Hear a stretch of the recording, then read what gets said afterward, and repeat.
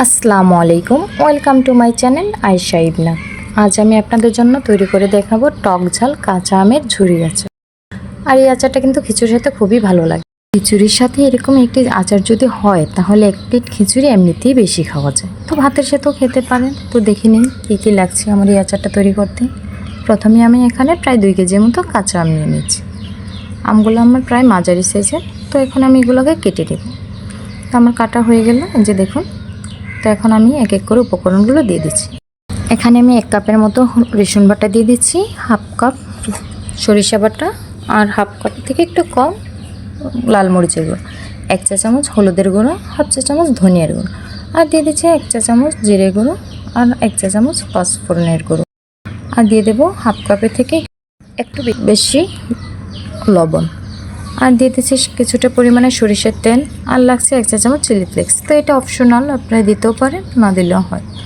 তো এখন আমি সবগুলো উপকরণ হাত দিয়ে ভালো করে মিশিয়ে নেব।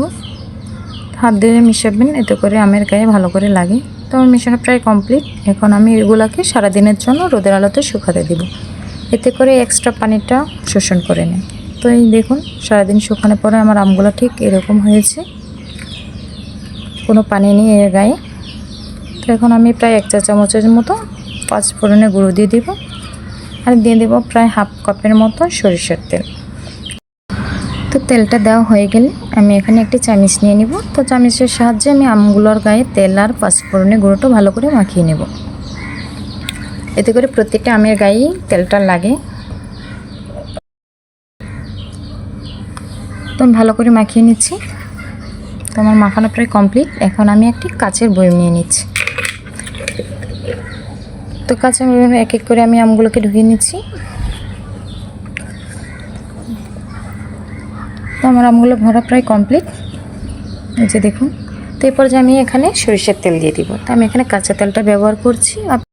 তো আপনারা চাইলে তেলটাকে গরম করে তারপর গরম অবস্থাতেই এখানে ঢেলে দিতে পারেন।